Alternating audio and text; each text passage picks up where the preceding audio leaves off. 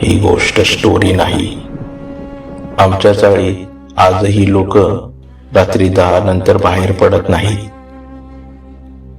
कारण ज्यांनी नियम तोडला ते परत आले, पण ते तेच राहिले नाहीत. मी त्या चाळीत नवीन राहायला आलो होतो. पहिल्याच दिवशी शेजारच्या काकूंनी सांगितलं, बाळा, रात्री 10 नंतर काही झालं तरी बाहेर पडू नकोस. पण त्यांनी एक वाक्य अजून सांगितलं, आवाज ऐकू आला तरी पण नाही. रात्रीचे 10:15 झाले होते. मी मोबाईलवर होतो आणि अचानक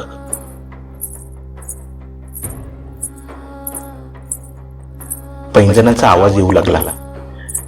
मी डचकलो. तो आवाज अगदी आपल्या गल्लीतून येत होता. मी खिडकीतून बाहेर पाहिलं. कोणीच नव्हतं, पण आवाज चालूच होता. कुतूहल जास्त झालं. मी हळूच दार उघडलं. गल्ली रिकामी, थंड हवा आणि आवाज आता अगदी माझ्या समोर. मी एक पाऊल पुढे टाकलं आणि लगेच जाणवलं, माझ्या पायात काहीतरी आहे. मी खाली पाहिलं आणि माझं हृदय थांबल्यासारखं झालं.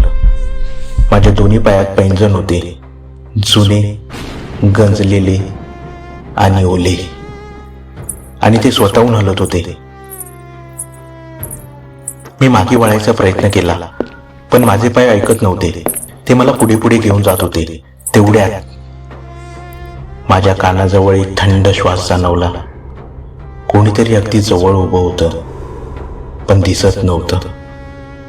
आणि मग हळूच कुजबुज, थांबू नकोस, आता तू चालशील. मी ओरडलो, वाचवा वाचवा, पण आवाज बाहेरच आला नाही. माझं शरीर गोठलं आणि मी खाली पाहिलं. माझे पाय हळूहळू फिकट होत होते, जणू कोणीतरी ते काढून घेत होते.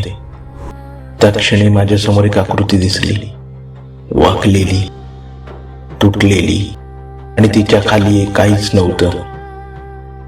ती हळूच हसली आणि म्हणाली, माझे पाय मिळाले.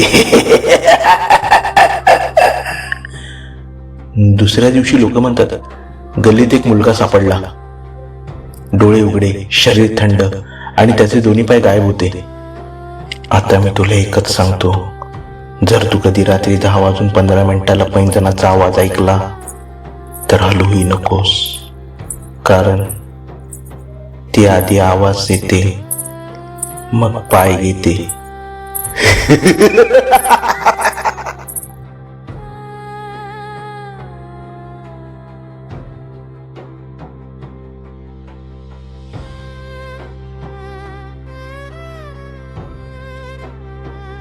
कसा वाटला व्हिडिओ? तुमचे मत कमेंटमध्ये नक्की सांगा. नवीन व्हिडिओ पाहण्यासाठी चॅनलला लाईक करा, सबस्क्राईब करा आणि बेल आयकॉनवर क्लिक करा. आणि हा व्हिडिओ तुमच्या मित्रांबरोबर शेअर करायला विसरू नका.